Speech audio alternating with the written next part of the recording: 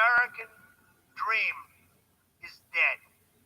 But if I get elected president, I will bring it back bigger and better and stronger than ever before, and we will make America great again. Thank you. Thank you very much. 2016, year of the snake. Time for a change in the White House, y'all. Bring it.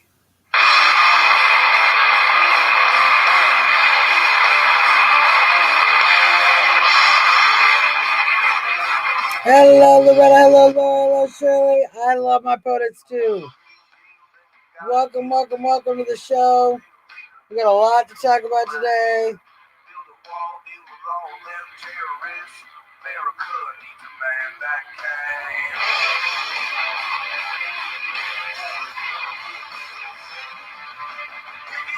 Feel safe in your own backyard. One choice. You gotta play your trump card. I say Trump, you say hell high. When I say Trump, you say hell high.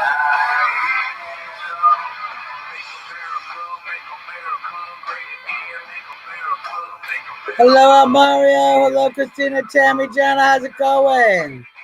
Welcome, all my patriots. And Danny is in the room, you guys. Hey, Danny, if you can hear me, we're going to bring you on in just a second. Excited to talk with our good friend Danny Devito about what's going on in Pennsylvania. You know, the country still has to reopen, even though we're all with this chaos. Stuff still has to happen, y'all. So we're going to keep talking about it. We're going to keep talking about it. Bobby, how's it going? Good to see you, Junior. Yeah, I agree. Let's put this up. If people can be out everywhere, it's time for a Trump rally, man. If you can get this close and burn things down together, we can go stand and support our president. So it's time, babies. It's time. Patricia and John, how is it going? Good to see y'all.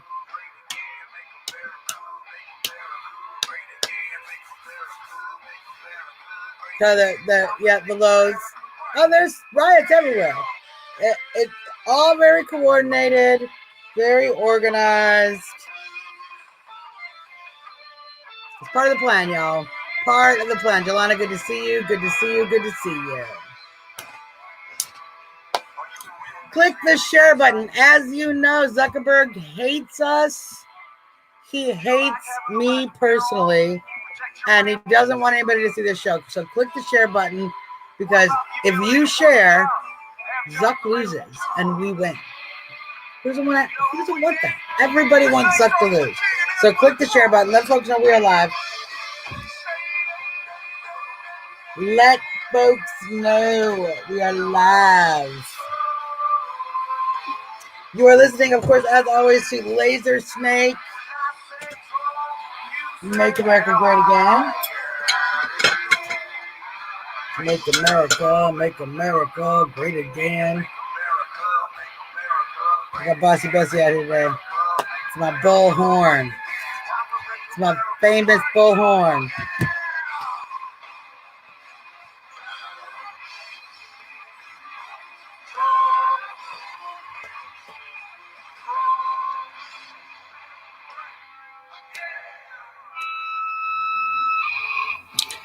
Hello, everyone. Welcome to the show. You are watching the one and only Trump Talk US live in DC with Suzzanne Monk. I'm Suzzanne Monk. We're 8 minutes away from the nation's capital. We're 15 minutes away from the White House, but we might as well be a million minutes away from the White House, because no one is going near the White House tonight because curfew. They've got it all locked down. They have a small group of protesters. They're already in the process of dispersing. Massive police deployment tonight under the Secretary of the Army, Ryan McCarthy. Mayor Muriel Bowser is not calling the shots in D.C. President Trump has called in the D.C. National Guard. He has deployed all of the National Guard under the Secretary of the Army, basically putting the Secretary of the Army in what we would call a governor-like position, a gubernatorial-like position here in D.C. controlling the operation for this civil unrest. So we see a completely different strategy going on in the streets of DC tonight. And certainly we are going to see some different results. We will definitely. I'm pretty excited. President Trump spoke to us from the Rose Garden. He talked about DC. He talked about the rest of the country. He has urged governors to take a similar approach. Overwhelming forces on the streets, outnumbering protesters, ensuring that these violent protests get shut down immediately upon curfew, which is the whole point of having curfew. And we'll see what happens tonight. But President Trump has threatened to send in the National Guard everywhere, any state that cannot control their streets. So, we've already said the left wants to install martial law. I don't think they wanted to do that under Trump. But hey, I can't stop them. You can't stop them. If the left wants to do something stupid, what am I going to do? What am I going to do? All right. So, folks, I'm excited to bring on our guest tonight. We have with us a great patriot out of Pennsylvania. And Reopen America is actually really excited to be able to endorse this candidate, Danny Devito, who is running for House Representative in Pennsylvania, District 45, because he was one of the most prolific, strong voices for reopening, fighting hard for Pennsylvania. And, this is why Pennsylvania is a little further along than Virginia in figuring out how to get their head out of there. You know what? So let's bring Danny on. I want to introduce you, and we'll talk about his campaign. We'll talk about what's going on in Pennsylvania. We'll talk about the lawsuit and all of those great stuff. So everyone, without further ado, our good friend Danny Devito. Danny, how are you doing tonight? Suzzanne, I'm doing good. Tomorrow's primary day, so we're out putting up signs at the polling places, but we're feeling really good about it. That's fantastic. So you are telling me, Danny, that in a pandemic and in massive civil unrest, you are out there pounding the pavement, making sure this election still goes off, because, as you know, that's one of the reasons we're seeing all of this chaos, is to disrupt the election and to slow down the process. But they haven't slowed you down one bit. Absolutely not, and I agree with that. The timing of these riots is so interesting. First, we pushed off the elections because of COVID-19. Now we're seeing, extensions on mail-in voting in Pennsylvania. The governor just announced it. And they're trying to scare people to stay home. So we're out there encouraging people, exercise your right to vote in person if possible. And, you have to exercise your civic duty. And we're not going to allow Governor Wolf or any of the Democrats to slow our campaign down. It's so important that we get on, that we win our primary, and then we're going to keep fighting right through November. Well, and right after November, Danny, one of the reasons that we're so excited to actually follow your campaign and that Reopen America is so supportive of the work you're doing is we have been watching you, we have been watching you in the work that you've been doing for Pennsylvania, pushing back against Governor North, involving yourself in legal action against the governor to push to seek legal rectification of these unconstitutional shutdown orders. Tell folks a little bit about the battle you've been having with Governor Wolf there in Pennsylvania. Sure. So day 2 of the shutdown, Governor Wolf's business order actually shut down political campaigns too. So the way it was done, first of all, was extremely incompetent. It was announced after business hours. People had no idea what was going on with their businesses. There was total chaos in terms of the shutdown. So first of all, we attacked him for that. Day 2, we started looking at it, and we said, he doesn't have the constitutional or the statutory authority to do this. So we joined with attorney Mark Scaringi out of Harrisburg, Pennsylvania, and other small businesses throughout the state. And we sued Governor Wolf and Secretary Levine in the Pennsylvania Supreme Court. We invoked King's Bench jurisdiction, and they ordered the governor to respond. We lost 4-3, and then we appealed it to the United States Supreme Court. Now, the Supreme Court denied our application for an immediate stay. The media falsely reported that we were totally dismissed. That's not true. Our case is still active, just under the usual timeline. Right. So we're going to continue fighting Governor Wolf because we think it's important that this case is heard so that this does not happen again. The governor, it was unconstitutional. He engaged in interstate compacts. He shut down people's property without compensation, so it violated the takings clause. And under Pennsylvania law, there is no precedent for this throughout history. He invoked the riot statute, he invoked the natural disaster statute, and totally sidestepped the virus statute.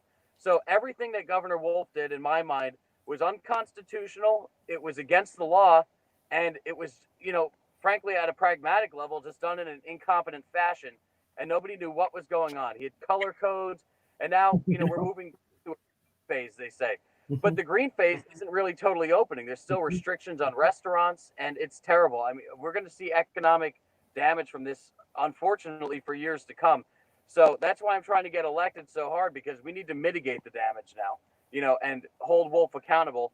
And I was also the first candidate in the state of Pennsylvania to call for the impeachment of Governor Wolf and Lieutenant Governor Fetterman for a variety of reasons, all the ones I listed. But also they appointed Dr. Levine, who put COVID-19 patients in nursing homes. That's right. He appointed the head of the teachers union as head of the Department of Labor and Industry, which the guy had no qualifications to run, so unemployment was totally messed up. So I called for the impeachment of Wolf and Fetterman, and shortly thereafter, some current members of the General Assembly got on board with that. So we're going to keep pushing on that, because we think that the governor is just overstate. We can't afford 2 more years of Wolf and Fetterman socialism. Well, and that's one of the things that I was so impressed by personally.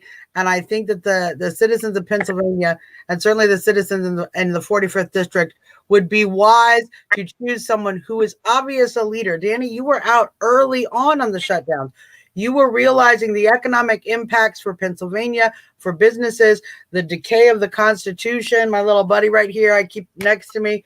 You were fighting back against those things, seeing those things, leading the charge on those unconstitutionalities, and also protecting those jobs, protecting those constituents from what has from the beginning been an ill-explained, ill-advised, and pretty stupid pandemic management plan. It's that kind of leadership that I think is what we need. We need someone who's not going to go with the party and not going to wait for everybody to jump on board, but is actually going to base their position on principles and do what is right. So I think it's very interesting, excuse me, that you were out there kind of on your own for several weeks. What was it like when you first came out as a reopener, as we say, and what kind of heat did you get, not just from folks on the left, not just from folks, shutdowners, but from your own party, from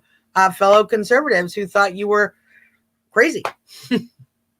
So you're right. We did file it very early. And I would say when we first filed it, it was probably about 90% opposed. I mean, a magazine out of Philadelphia did a hit piece on us. Ironically, they actually got some attention to the lawsuit.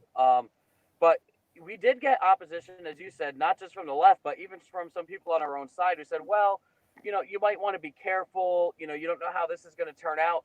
But my thing was, I looked at it and I said, we don't have an excuse to violate the Constitution.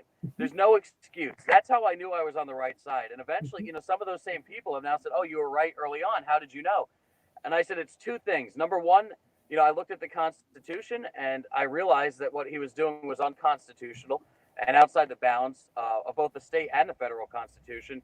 And number 2, I listened to the people. I listened to small business owners. I listened to, the rank and file who said, well, wait a second, we'll give them 2 weeks, but what about, beyond that?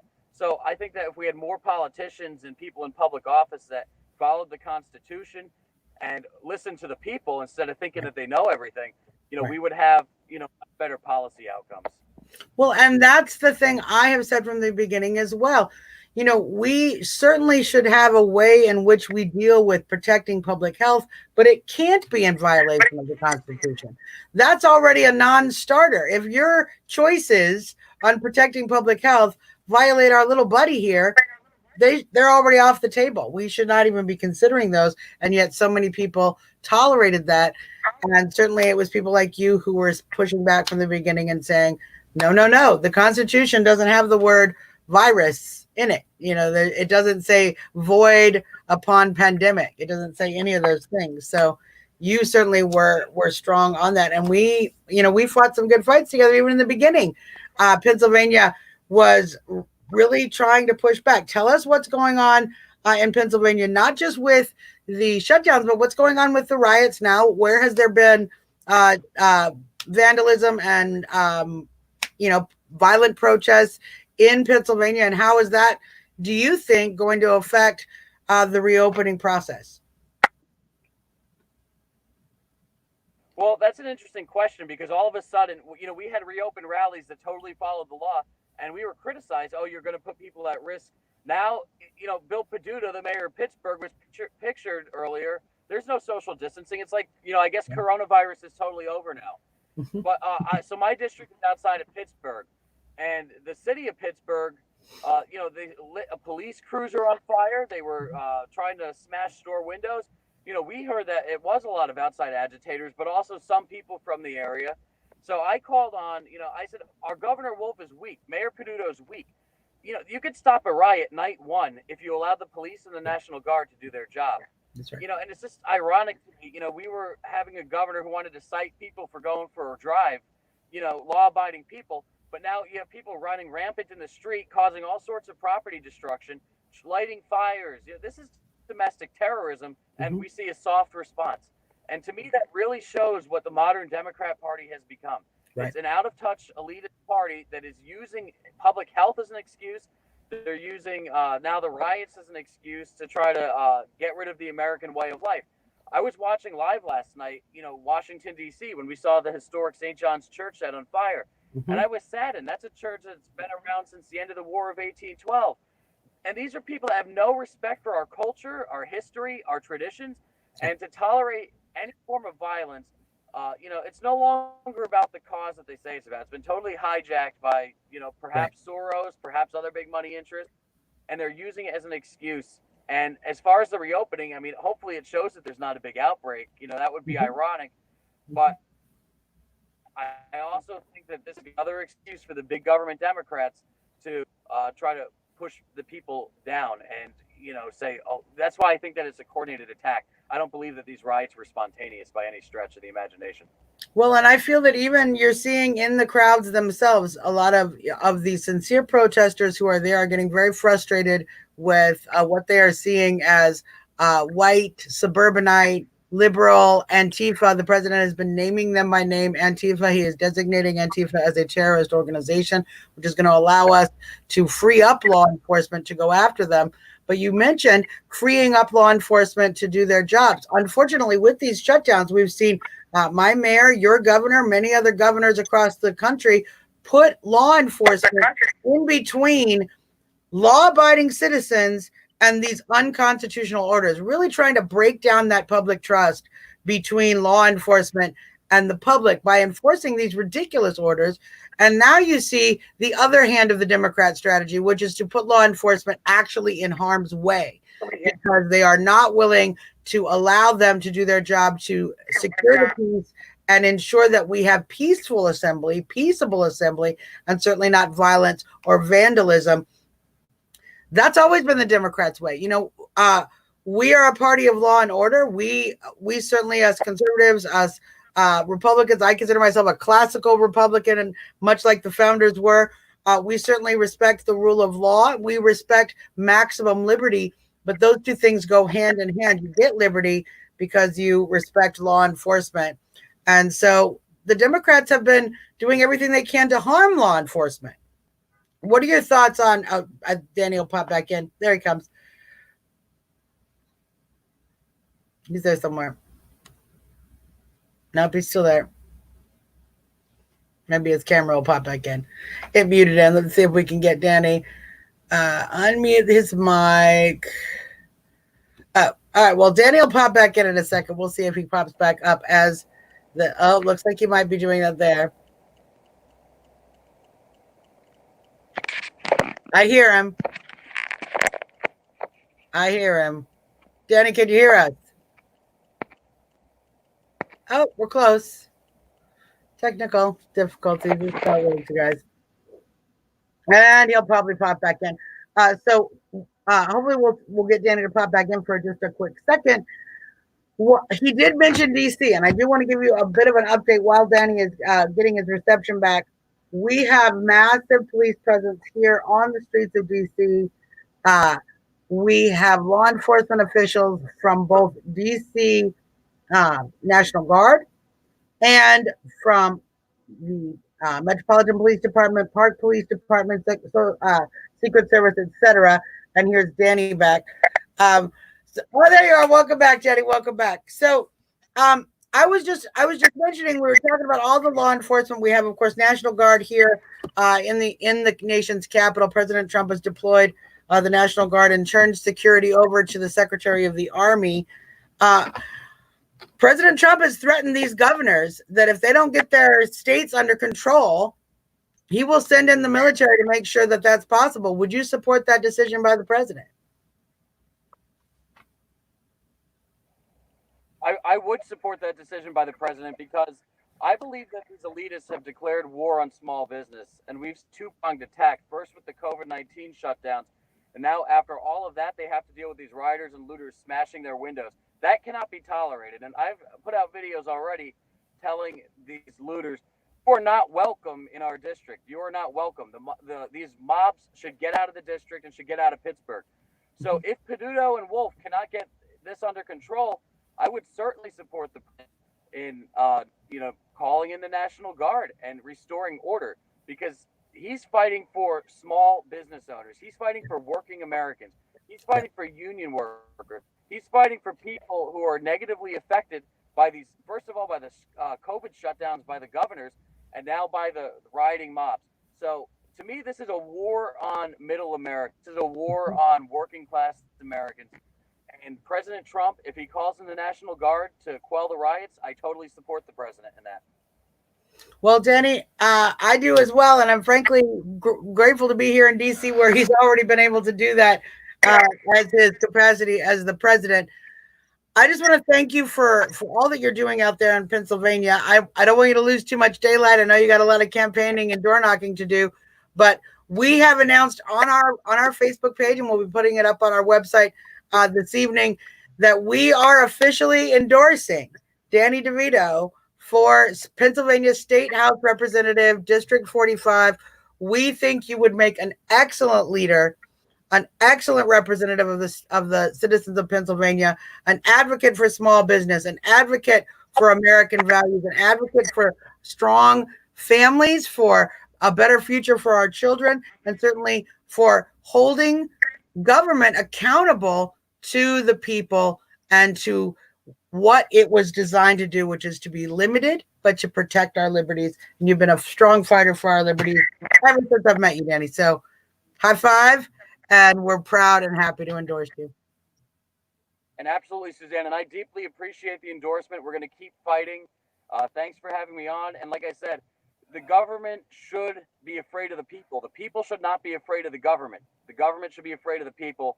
And when I go to Harrisburg to represent our district, I'm going to be their voice there. So thank you so much for the endorsement, and thank you so much for promoting our campaign. Everyone in District 45 in Pennsylvania, if you are watching, this is your guy, Danny Devito, 100%. Danny, thanks for coming on the show. Thanks for having me. Excellent. So, yeah, we're going to start. We have some other wonderful candidates we're going to be talking about as we're going forward. All of this rioting, all of this chaos actually kind of slowed down the whole process with reopening, with campaigning. We have primary elections here in DC tomorrow, all across the country, Baltimore, etc. Kim Klacik running up there, some other great patriots we've seen across the country running. So if you can get out to vote, get out to vote. It's so important that you exercise your right to vote. If these folks can be out in the street protesting, screaming, burning, looting, causing chaos in person, you can be out and vote. So important. Hey, everyone, Denise, a good girl, Denise from the MAGA Girls official, our founder and president of the official MAGA Girls. I'm just popping her hey up on the comment board. She got shut down by Instagram and Facebook. So let's talk about that for a little bit of a second. We've certainly seen over the last little while, social media has been censoring specifically anyone talking about the protest, anyone talking about the George Floyd case. Yesterday, I found In fact, over the last 2 days, I found it almost impossible to see any live streams from any actual protests. So I had several friends who were down in DC at the protest, watching people march, filming, sharing live streams. Couldn't load any of those. So certainly Facebook has been censoring those things.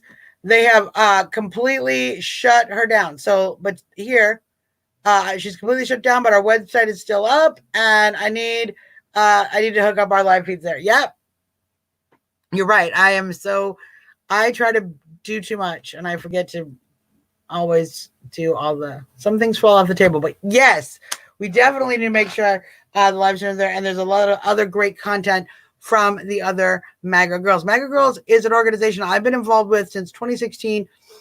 Great patriot women who have been on the front line since the beginning of this movement, since the beginning of the American First movement, supporting the president, supporting our nation, supporting liberty, standing up for the family, standing up for children, protecting children, obviously, from anything from overreaching child protective services, from drag queen story time indoctrination, standing up with our militia. Denise was very helpful in Stand With POTUS PAC's ICE Appreciation Day, supporting our law enforcement, supporting our ICE agents. She's been with me all along. And so that's my girl right there. Definitely follow her on Twitter. Make sure that you follow her on, you can't follow her on Instagram and Facebook anymore. But go to the website. I'll share the link to my page so you guys can all go and find out what some of these great patriot women are going to do it. I'm going to answer this question. We got a little troll, but I'm going to answer. So please excuse the language in this post. Is Teabag going to turn off the White House lights again tonight? Kay Gamelman, the White House lights are turned off around 10 o'clock every single night. I hate to break your little heart that you guys, you scared the president into turning his lights off. It is actually official protocol after a certain point every evening, unless there's some sort of special event going on or some sort of special reason that the White House is lit up. Holidays, law enforcement day, breast cancer awareness day, whatever. There's some days when the White House is lit up longer, but the White House is turned off every single day. Every single night of the year, they turn the White House off at around 10 o'clock. And it's dark. It's part for security reasons. It's part because we shouldn't be paying that much electricity on the taxpayer bill. And that is actually the case. So, yeah, I live in DC and I'm there all the time. So you're a liar and I'm telling you what it is. And see how they all say, oh, wrong. But it's true. You just have to look it up, boo-boos. You just have to look it up. I've been at the White House several times. I've been there at 10 o'clock. I've been there at 11 p.m. I've been there at midnight. I've been there at 1 a.m. I've driven past there every single hour of the night. I can tell you every night, they turn off the White House. They don't turn off the Capitol. The Capitol lights you can still see. They do turn off the light in the top of the Capitol, whether or not they are working, whether or not they are in session or not. But they do not turn off the lights that illuminate the dome. But they do turn off the lights in the front of the White House. The White House goes dark on a regular basis. The main difference that you guys didn't notice was that they had floodlights on the lawn of Lafayette Park to shine at you stupid protesters so that they could keep an eye on what you were doing. That's really the main difference. That's what makes it look a little different. But certainly every single night, that's standard protocol. It is what it is. So, it is what it is. I think so. Maybe the troll sleeps with his light on in his mom's basement. I understand turning the light off is scary for some people. I'm going to tell, North Jersey, I'm a little suspicious because most folks, when they say this, it's just an excuse. But how could you possibly be disappointed with the president now, after what we are seeing tonight, after we are seeing President Trump has taken control of Washington, D.C. We see a complete 180 from the mayor of D.C., who set an 11 o'clock curfew last night, let vandalism, rioting, looting spread across the city. We saw many national monuments damaged and defaced under her leadership. President Trump today stepped in, called out the DC National Guard, put the Secretary of the Army, Secretary Ryan McCarthy, in charge of the DC operation. We now see a completely different policy and strategy. President Trump's speech in the Rose Garden today, reaching out, talking about the justice for George Floyd, the federal response to that, having an investigation already a week out from the arrest, a week out from the death. You guys, we already have a federal investigation. We already have the officer arrested and a federal investigation occurring. So if you're upset about George Floyd, President Trump is actually doing more than what we see Keith Ellison actually doing there in the state, what we see Amy Klobuchar doing, who, as we know, let this officer off of previous concerns and chose not to prosecute this officer. So if you think that President Trump should be strong, he has basically said and put out an ultimatum, if these governors cannot secure their states, he will in fact send in the military and make sure that the states are secure. And he'll use this Insurrection Act to do it. I see a president who is addressing the issue, who is standing strong in the issue, and is working hard to protect small business owners, to protect families, to protect innocent civilians from rioters and protesters. He is not afraid to call out who the enemy is. He is not afraid to call out Antifa. He is not afraid to call out that this is radical, organized leftists who are trying to use these protests to piggyback onto the grief of the Black community, their message of anarchy, anti-capitalism, and bringing down, destroying the United States. Destroying the United States. Now, if you have any question of who to vote for, Mario Cuomo, governor. Is it Mario Cuomo? Andrew? Andrew's his brother? I get the two mixed up. Governor Cuomo in New York, his daughter was actually arrested at these protests. Tim Kaine, Senator Tim Kaine, his son is an Antifa leftist. Joe Biden, many of his donors, many of his supporters, many of his celebrity supporters actually donating funds, including many of his staffers, donating funds to help bail out these individuals who have been committing these acts of violence, who have been committing these acts of violence. Celebrities, Democrats, Joe Biden's own staff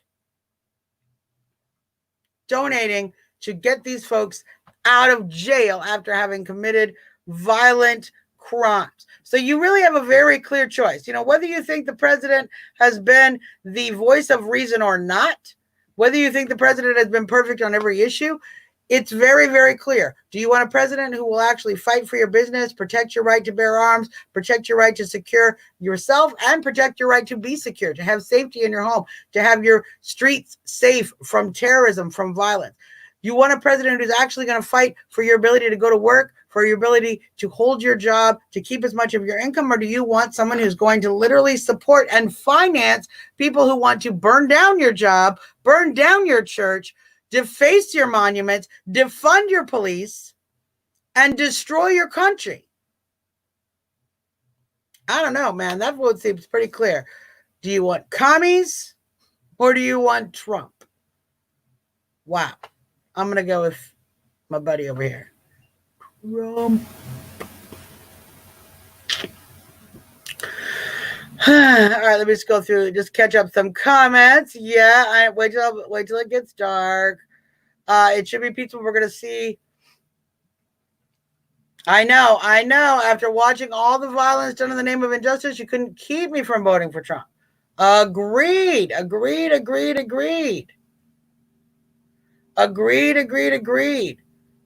Yeah. You now have an agenda. North Jersey, this is exactly how I know you guys don't actually ask real questions.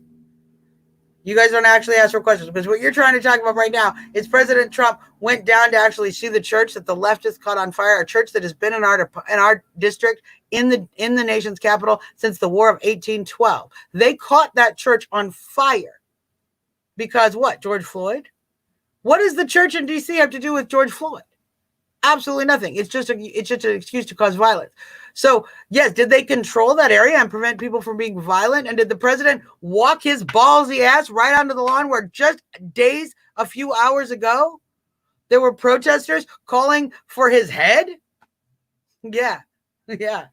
That's how people think that you're trolls, is that you don't get that that's actually not only extremely presidential, an extreme show of strength, and in solidarity with the innocent people who are getting damaged, who are getting affected by these riots, who didn't have anything to do. They're not police law enforcement. They're certainly not the law enforcement that was involved in this situation. In fact, the law enforcement officer that was involved in the situation is already in police custody. So the fact that you're still rioting, for what? For justice? Okay, justice is happening. We arrest someone, and then we give them a trial. So if you're not happy with that process, you want something more than that? You're a lynch mob. You're a lynch mob. If you're not already like, all right, well, we put him in jail. Let's get the court case going. And you're still out in the streets, so you know justice, no peace. What do you think justice is other than a fair trial?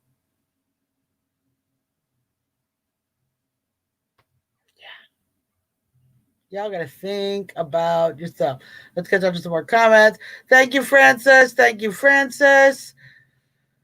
There's a huge crowd protesting. Is this right? I want to say thank you while we're scrolling through to so many militia and individual citizens, patriots who have gone into the city in states across the cities across the country. Our 3%ers, our oath keepers, are patriots of every kind who have gone in and defended businesses against some of these insurrections, against some of these violent attacks and these vandals. And I want to thank those individuals for doing that.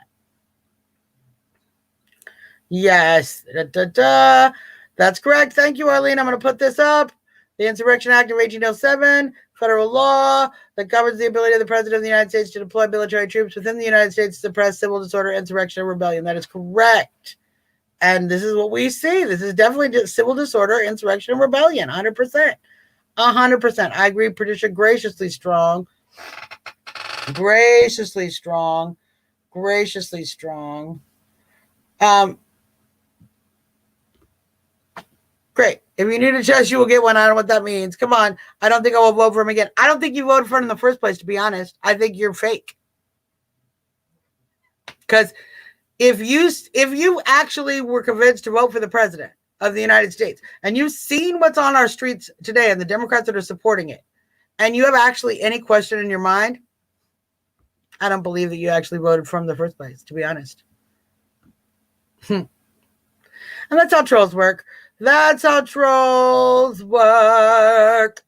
Yes.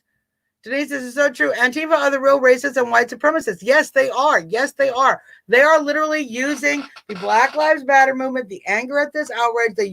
Many of the black protesters are actually waking up and seeing this, complaining about radical leftists, white suburbanite liberal leftists coming in, tagging, spray painting, vandalizing Black Lives, putting Black Lives Matter on things. I saw this wonderful video of this girl. She cussed this white girl out. You're not even black. And she's like, well, a black person told me to write that. What are you talking about? What are you talking about? You're out here vandalizing property, and black people are going to get blamed for that. And it wasn't black people at all. It was this crazy white liberal. I love that girl who cussed her out. That's what you got to do. Cussed her out. Cussed her out. Cussed her out. Kate Gellerman, you can go find every single one of the facts I am stating. You can find them on the internet. Do your own research. Not even that hard. It's actually super, super easy breezy, lemon squeezy. So, Golf Cam has come back. It's so repetitive, Golf Cam. Oh, you're just so repetitive. It's so ridiculous. You are so, so boring. Thank you, Fireball Lady. Yes, everybody see you November 2020, 4 more years. In fact, we got a big fight on our hands. We got a lot of campaigning to do, as we saw with Danny. He's out there pounding doors. He's out there knocking doors right now, getting the word out, making sure that the primary goes well. We're just at primary time. We have a campaign to win. We have a big, fat, juicy campaign to win. And so I'm going to need all of you folks to continue to stay motivated, to continue, even in the face of these riots, to continue to do what you can to move our presidency closer to re-election and to get him the support he needs in the House and in the Senate. So here's the homework I'm going to need you guys to do for the day. Okay? The homework I'm going to need you to do for the day is I need you to find out who is running in your district, who is running for representative, who are your representative candidates. I need you to find out who's running in your Senate primaries. I need you to find out who's running for your governorship. I need you to find out who's running for your lieutenant governorship. If you do separate elections, as some states do, I need you to find out who's running for your sheriff and your judges. I need you to actually go do the work of finding the candidate that you support. Make sure you get out to vote in the primary. Make sure you get that's a great way to get the information, in fact. Election time, go to these candidate pages. They're going to be happy to talk to you. They're going to be happy to share information. There are many folks going to be standing out in front of the polls as they are allowed to do. Take that information. That's one of the reasons going to the polls in person is so much better than mailing in a ballot, because you now have access to folks from different campaigns, signs, the whole process. The whole process is critical. And certainly then your vote is calculated in a more secure way than we can possibly secure through the U.S. Post Office. So I encourage you to vote in person. After the primaries, though, I encourage you to get involved. I encourage you to get involved with these campaigns. I encourage you to get involved, help support, help door knock, help talk to your neighbors. And that's where you can start, whether you're officially involved or not.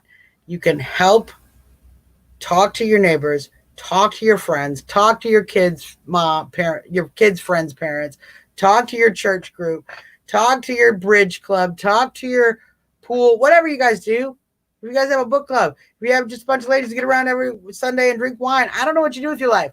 Talk to the people in your life and tell them who you're voting for. Tell them why. Start having those political conversations. You can do more for a candidate and therefore more to get the right kind of people elected just by talking to folks. Now, we're going to talk to our little patrol Brandon here for a second, because there has been a coordinated effort. We're going to get back to D.C. and what's going on in D.C. There has been a coordinated effort in D.C. and on social media to misrepresent what's happening in D.C. Several reporters have already written articles about this, but there has been a lie going on all across the country trying to claim that D.C.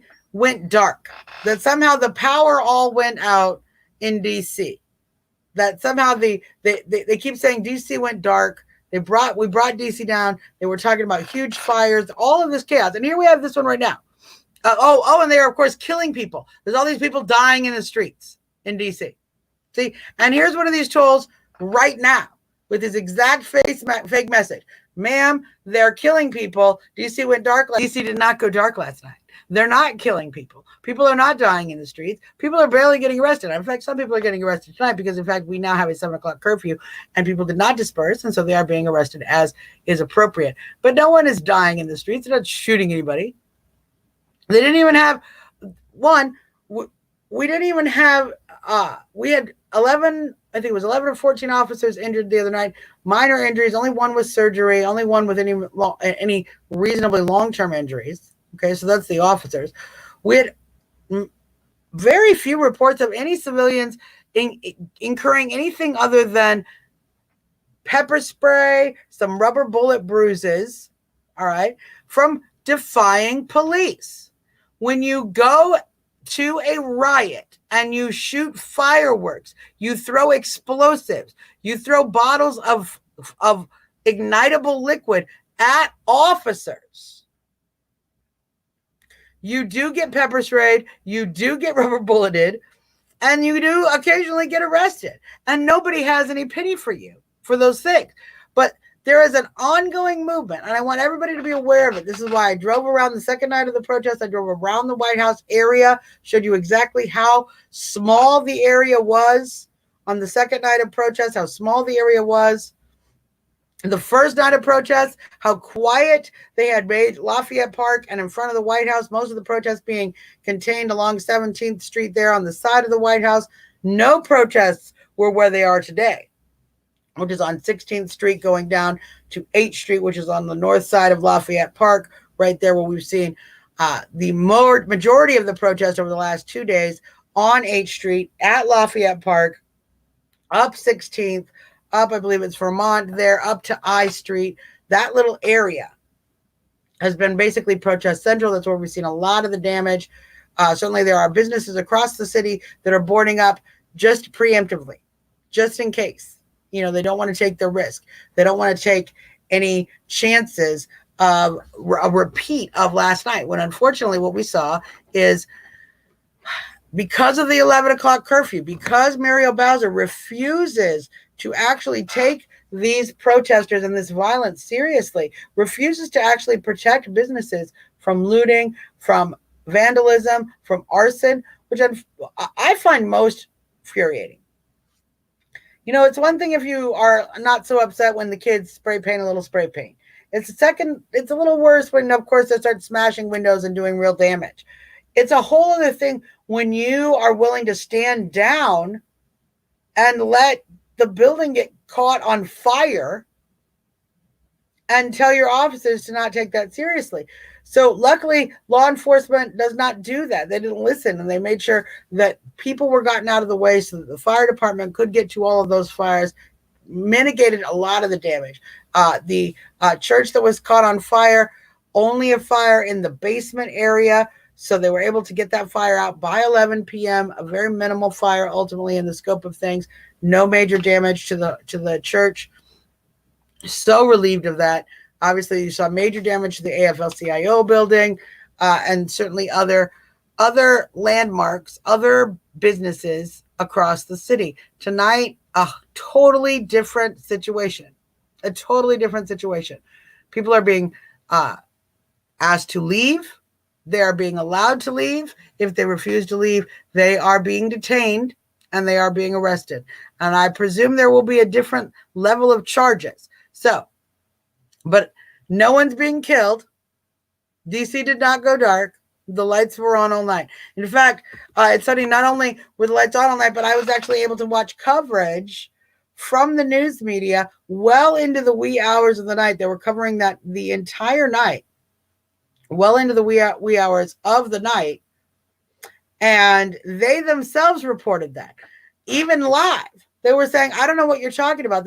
They're saying on the social media that DC went dark, but we're here talking to you live. We're still here broadcasting. The lights are on. You see where I'm at. You see what time it is. We're here broadcasting. Why are they saying these ridiculous falsities online? So I would ask you guys that. Why are you trolls doing that? What do you think you're going to get out of that? Is it this idea that if we just make the whole riot seem more chaotic, more violent, more aggressive, bigger than we thought, that everyone's going to be afraid somehow, that you somehow have some fear that you think you're going to import upon us? Because it's not working. It's not working. The majority of the process, even here in DC, has actually been pretty small in the scope. Law enforcement has done a pretty good job. They could have done better, and they're doing an excellent job tonight. But certainly they have contained a lot of that violence in a reasonably small area. Unfortunately, last time we saw more widespread violence as law enforcement was not able to stay spread out across the city with the additional forces, with National Guard, with Park Police. We've seen a massive deployment. Certainly that leaves DC Metro Police much more fluid to be able to patrol and enforce the curfew across the city. So I'm excited to see that we are actually doing it the right way tonight and not the wrong way. Very, very excited to see that. I agree. Brandon is my little pony boy. Oh, Karen, that's sweet. That's sweet. Yes, there's only been like 3 deaths, and the 2 I've seen were from truck running over because of looting. Yes. In fact, most of the deaths have been law enforcement officials or people defending their property. That's what's unfortunate, is there are actually people who are here defending their property and being shot at, being beaten just for trying to protect their business and the jobs in that community. It's really tragic. Yes, Monarch, there is a huge difference between looting and protesting. And frankly, there's a huge difference between protesting and vandalism. Okay? Protesting. You got your bullhorn. Hey. Oh, wait. I'm on 0. So it lost the effect. Hey, hey, ho, ho. This is my protest, don't you know? Hey. That's protest. Okay? You get your issue. You make a little rhyme. You chant. You march. Burning stuff. Spray painting stuff. Intimidating other people. Let's read the First Amendment again, shall we? Congress shall make no law respecting an establishment of religion or prohibiting the free exercise thereof, or abridging the freedom of speech or of the press, or of the right of people to peaceably to assemble and to petition the government for a redress of grievances. I look in here every time, the left says this is a living document, so I always reread it. Make sure, the important parts have not changed. Let me just review that one more time. Nowhere does it say it's my First Amendment right to burn down other people's property. Nowhere does it say it's my First Amendment right to spray paint other people's property so that they have to clean it up, to break other people's windows, to catch other people's cars on fire, to shoot firecrackers at law enforcement. Nowhere does it say that in the Constitution. It says, or the right of the people peaceably to assemble. Peaceably to assemble. Violence is not peaceable assembly. Violence includes violence against individuals, violence against property, whether that be public property or private property. Destruction, theft, blocking the way from law enforcement and other first responders to get ambulances through. None of this is peaceful. Causing harm to somebody because you want to stand in the way and you don't want the ambulance to go through because that makes your point is not an option in the First Amendment. It doesn't say you can put other people's lives at risk so that you can make your point. Doesn't say that. It doesn't say you can endanger people by standing in the street and preventing law enforcement to do their job. Now, there'll be folks who say, well, you can't endanger people by going out and protesting when there's a virus. Isn't that interesting? All of these folks, all of these lefties can come out and protest and riot and not social distance, and apparently they can wear their masks like over their chin like they do, and all of that is fine. All of that is fine. Isn't spreading the virus. We're not worried about all that. We're not even talking about that barely on the media. But when those of us who came out to peacefully protest these shutdowns, to demand that there is any evidence that publicly assembling is going to spread the virus, we were told that we were horrible people, we're endangering lives, we're putting people at risk, we're going to make people sick. We were told all these things. Now, apparently, if you want to go burn down Minneapolis, if you want to go loot and destroy cities across the country, that doesn't spread the disease. So I'm to understand. That's not a grave concern.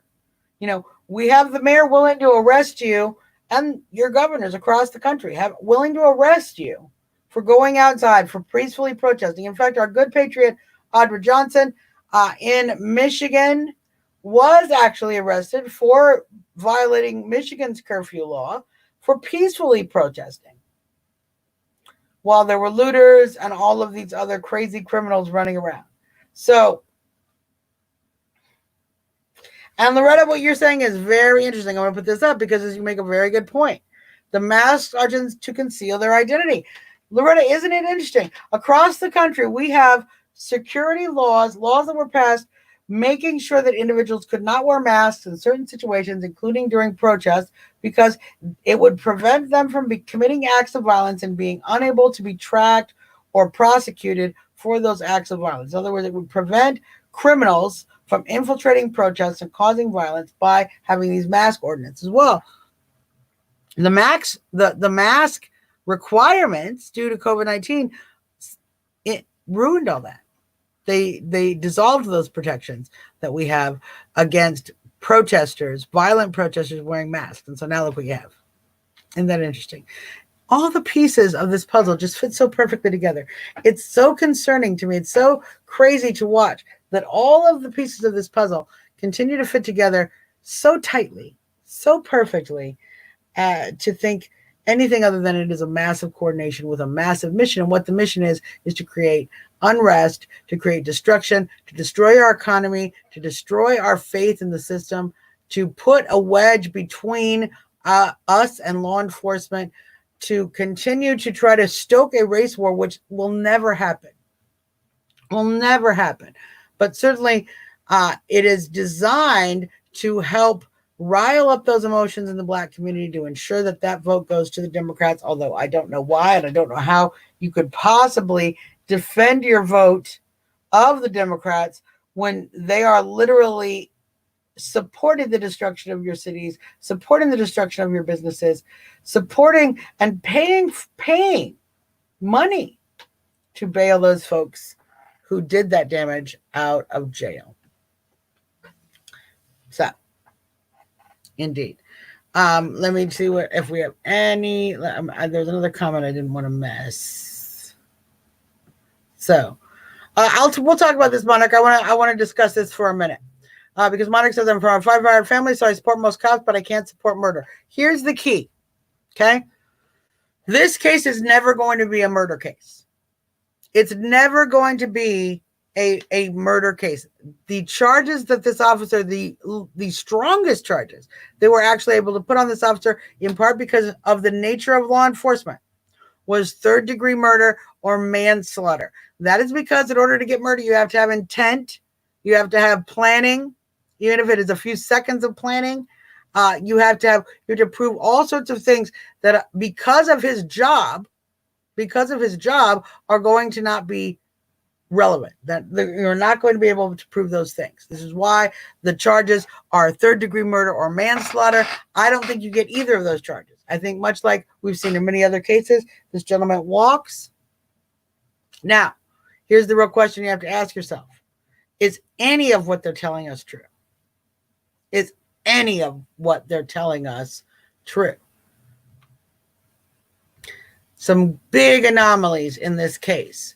The cop and George Floyd knew each other. They worked together at a nightclub for many, many years. George Floyd, I believe, as the evidence is showing, had a very interesting life, a very interesting choice of career in what I am told to be the porn industry. He has previous criminal convictions. The officer, from what we are to understand, had previous instances of issue with having his actions reviewed as a police officer, but his neighbors didn't even know he was a police officer. In fact, there's some real concerns that he might not have been a police officer in this precinct. And what precinct was it? So it's a whole lot of crazy stuff going on about this case. There's a whole lot of crazy stuff about how the EMTs acted when they first arrived. Now we have the autopsy that came out. It early said heart disease. Now it's saying something different. We see so many anomalies. It is at this point as possible as anything that George Floyd isn't even dead. Now, I'm going to assume that's whenever you have conspiracy theories, there's like the edge of the conspiracy theory, and then there's stuff more towards the middle of the issue that is probably of real concern that we need to look into. I think these connections with the law enforcement officials, I think this, how we got to this situation, how we got to these individuals who knew each other being in this situation. I want to see video about how the individual was brought down on the ground, why he was brought down on the ground. I certainly want to find out more about the record of this officer. There are a great deal of questions we have to have answered. And until we get those answers, it's certainly irresponsible to assume any verdict. It's irresponsible to presume any crime, because that's where we get this idea that we want justice. There will be no justice, so there will be no peace. Okay, well, what does justice look like to you? Well, we want an arrest. All right, well, we've got an arrest. We've arrested the officer. We've charged him with 2 charges, probably the most strongest charges that we will be able to put because of the nature of law enforcement or the nature of his job. The nature of his job. So those charges are on that officer. Okay, so now what do you want? So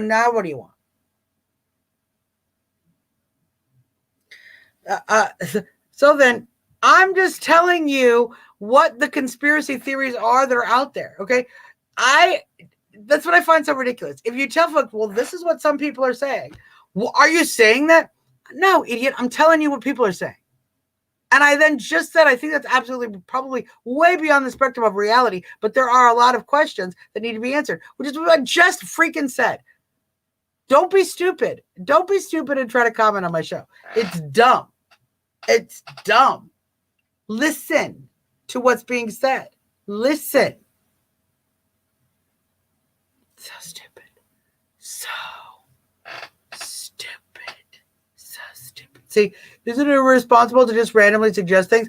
I don't know. Isn't it irresponsible to try to ignore what is the truth, what people are saying? Wouldn't actually telling you how crazy the conspiracy theories are getting be a relevant piece of information? You guys are idiots. You guys are literally idiots. You're literally on the left with this idiocy. And love to tell other people what to do. Here, this is what I'm going to say. We're going to talk to our troll one more minute. Tell you what. Get your own show. And you could say whatever you want.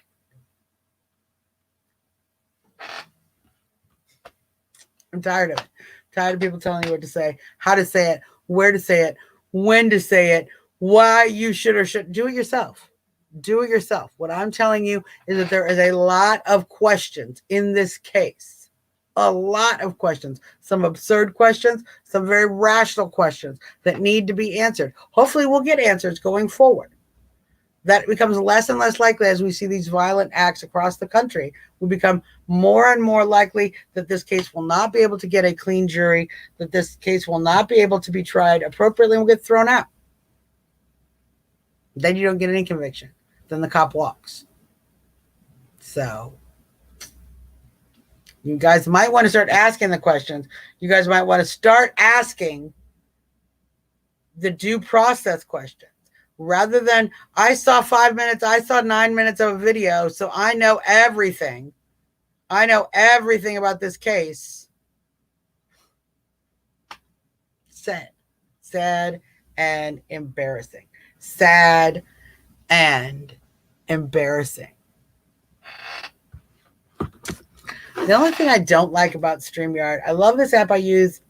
Last comment I say, the only thing I don't like about StreamYard is I cannot block your idiot comments and block you from my page from here. That would make it much easier if I could just be like, oh, you're an idiot, block, which I used to be able to do, and now I can't.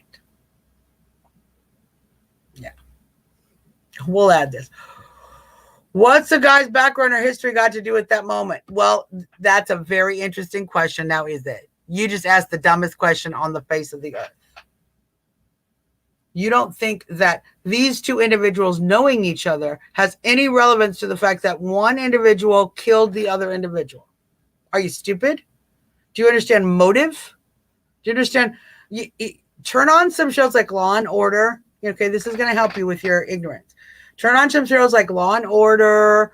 You can even get like some Columbo, some Quincy. Turn on some classic cop shows. Even, I don't know, Perry Mason. Go all the way back.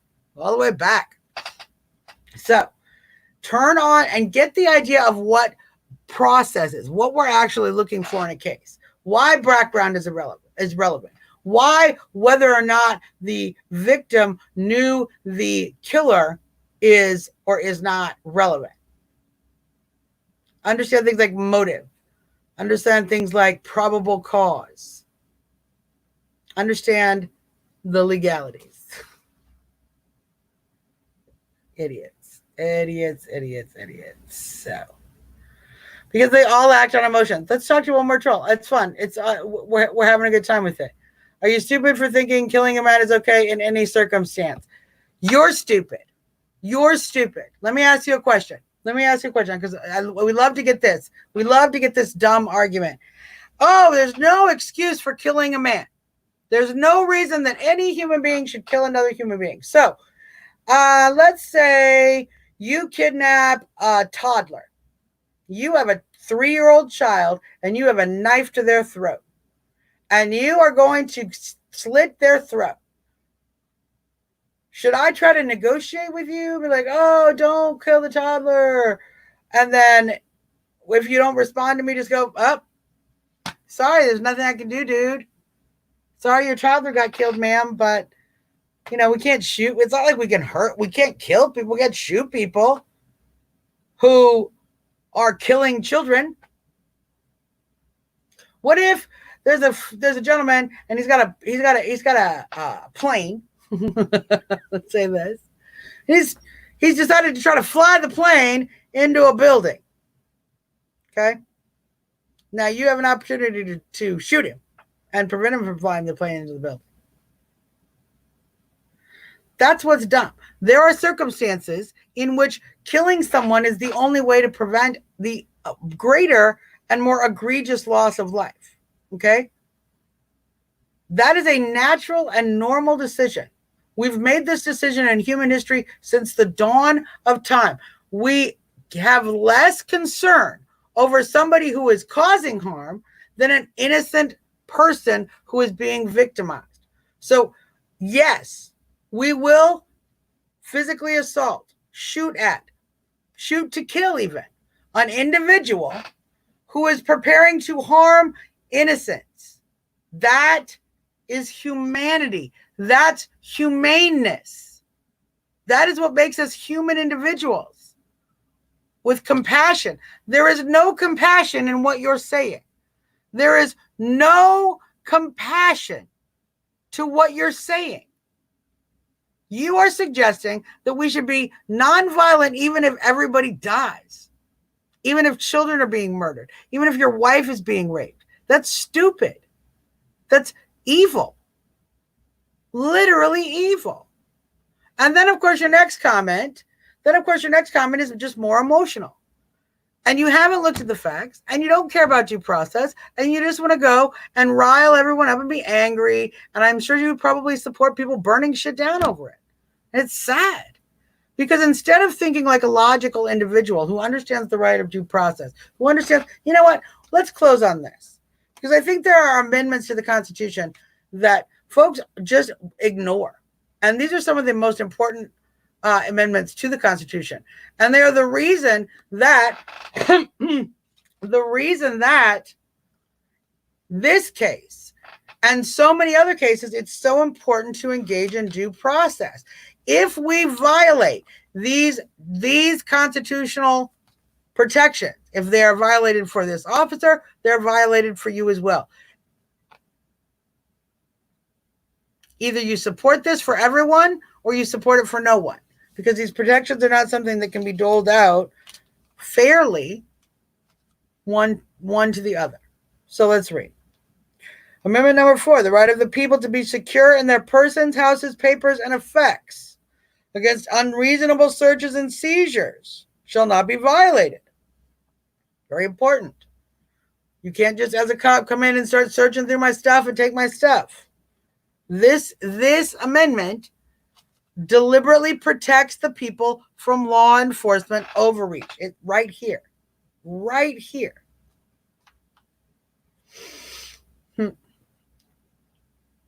Troll darling, it's your YOU'. apostrophe R. If you're going to call people an evil human being, please learn to spell. So embarrassing. So embarrassing. And no warrants shall issue, but upon probable cause. Okay? You can't just arrest someone because, oh, look, there it was. You have to get a warrant. That warrant has to be issued by a judge. There has to be probable cause to convict you of the charge in the warrant. So they have to first investigate the case enough to know what charges they are going to file. We have charges and an arrest within a week. You guys didn't even watch the first 48. That rarely happens. You guys it's just so stupid. Justice is going very quickly. Let's say that. But upon probable cause, supported by oath or affirmation, and particularly describing the place to be searched and the persons or things to be seized. So they can't just have a warrant. So, oh, we're going to look around your house. No, what are you looking for? Specifically, what have you come to look for? These things are very delineated. They're delineated in the Bill of Rights. This is how important the founders thought they were. They put them in the Bill of Rights. That was number 4. Okay? So you have free speech, freedom of religion, freedom of the press, freedom of assembly, freedom of the right to address grievances, freedom of your firearms. You have the right to not have soldiers sequestered in your home. Then we're right into these protections of the individual from overreach of law enforcement. Let's talk about number 5. No person shall be held to answer for a capital or otherwise infamous crime unless on presentment or indictment of a grand jury. Oh, so Suzzanne, you're saying I just can't arrest this guy because it looked like he committed murder on a video on YouTube, and we can't just throw him right in jail without a trial or official charges and presenting them to a grand jury to get charges, to get an indictment and then a conviction? You mean that I have to follow the process of law, the Fifth Amendment, even for this cop, even if there's a video? Does it say in case all of that's true unless there's an internet video? Let's read the rest of it. Let's find out. Maybe internet video is in here. Let's read. Except in cases. Oh, wait, there's an except. No person shall be held to answer for a capital or otherwise infamous crime unless on a presentment or indictment of a grand jury, except, maybe here it comes. Let's find out. In cases arising in the land or naval forces. That didn't say. That didn't say in case of a video. Or in the militia. That didn't say in case of a video. When in actual service in time of war. No. Or public danger. Well, no. Nor shall any person be subject for the same offense to be twice put in jeopardy of life or limb. Well, has this officer been tried for this crime before? No. Okay. Nor shall be compelled in any criminal case to be a witness against himself. That's important. Nor be deprived of life, liberty, or property without due process of law. Let's read this again. Nor be deprived of life, liberty, or property without due process of law. It's in the Constitution. It's in the Constitution. You don't believe in due process of law, then stop telling you believe in the Constitution. I'm really getting tired of it. So, nor shall private property be taken for public use without just compensation. So key. Amendment number 6, on all criminal prosecutions, the accused shall enjoy the right of a speedy and public trial by an impartial jury of the state. This is where you guys are going to have a real problem with all these tainted jury pools because of all this rioting and anger. And district wherein the crime shall have been committed, which district shall have been previously ascertained by law to be informed of the nature and the cause of the accusation. They have to let you know the charges that you are being charged with, to be confronted with the witnesses against him, to have compulsory process for obtaining witnesses in his favor. In other words, you can require people to witness to come and testify for you, and you have the assistance of counsel for his defense. You have the right to an attorney in the Constitution. Number 7. In suits of common law where the value of controversy shall not exceed $20, the right of trial by jury shall be preserved, and no fact tried by a jury shall be otherwise re-examined in any court of the United States than according to the rules of the common law. You can't be tried in multiple courts for the same case. And number 8, excessive bail shall not be required. nor excessive fines imposed, nor cruel and unusual punishment inflicted. 5 out of the 10 Bill of Rights. 5 out of the 10 Bill of Rights about criminal protections of the individual. Let's talk to Southern again, because this is how stupid he is. And then we'll do a prayer. So the man killed. Where was his due process of law? Well, interestingly enough, when he was removed from the vehicle for the original citation, the original contact with law enforcement, it took 2 law enforcement officers to drag him out of the vehicle. So he did not actually engage much in the due process of law. But that's not how it works. Okay? What about the individual who is standing out in front of the street, protecting his business? There's looters, there's rioters. He's shot, he's killed. Where's his due process of law? What about the woman who was raped and we haven't found her, gang raped in Minneapolis just a few nights ago? Where's her due process of law? Law isn't about, the due process of law doesn't protect you from death. You're a moron. It doesn't protect you from death. It protects you from unlawful imprisonment, from being charged with a crime unfairly, from being railroaded through the court process, and being put in jail. If you were accused of a crime that you felt you committed or you didn't commit, you would want all of those same safeguards. You would want to get an attorney. You would want to have the right to call witnesses. You would want to have your bail not set in an excessive manner so that you could pay that bail. So to suggest that somehow the due process of law is relevant to a man's death and not to the law is dumb. It's dumb. That's an utter ignorance of what due process of law means. So you don't understand this book. You don't understand the Constitution of the United States. And unfortunately, because this is your handbook, this is your manual for understanding your government. This is your manual for understanding your protections under the Constitution, for getting due process of law for yourself and for others. This is the handbook. You don't understand it. You should study it. You should learn it. You should pay attention more. But what are you going to do? What are you going to do? So, trolls, every single night. Let's do a little quick prayer. We'll pray for the trolls. We'll certainly pray for the country. Christina, thank you for reminding me. I do love to do prayers at the end of the show, and we haven't done that for a while. So let's do that right now. Go ahead and bow your heads. Go ahead and bow your heads. Heavenly Father, we thank you for the protections you are giving many individuals out there tonight, Heavenly Father. We thank you for watching over our law enforcement and for the job that they are doing to protect our cities from violence and from chaos. Lord, we ask that you would calm these masses, that you would certainly send home those who have ill intent, who are there to harm others, to harm businesses, to harm property, and to harm individuals. I would ask that you would stop their actions, that you would change the trajectory of their rocks, Lord. Prevent them from harming anyone. Protect everyone who is out there tonight. Certainly allow the law enforcement officials' actions to be effective. Protect our president. Protect our citizenry.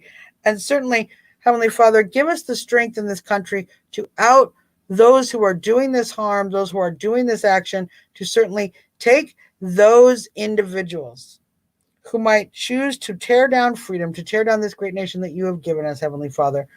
We ask that you would give us the strength to defeat them, to defeat their message, to defeat their anger, to defeat their hatred, their divisiveness, their ill intent, and their intent to destroy these freedoms and these liberties that we all hold so very dear. We ask that you continue to give us strength for that, Heavenly Father. Watch over each and every one of the patriots here on this show. Watch over my good friend Chris McDonald, my friend Denise, all of my great patriots, my good friend Diane with the reopen, with our reopen group.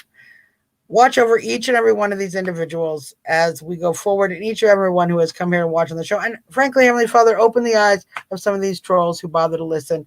I know you have put these people here for a reason, and I hope it is to help them be inspired to learn, to feel wisdom, to think with their brains and not with their hearts, Heavenly Father, to love with their hearts, but think with their heads. And we ask these things, of course, as always, in the name of the Son, and in the name of the Father, and of the Holy Spirit. Amen. Amen. Until next time, everyone, this is your girl, Suzzanne Monk, as always, jumping out.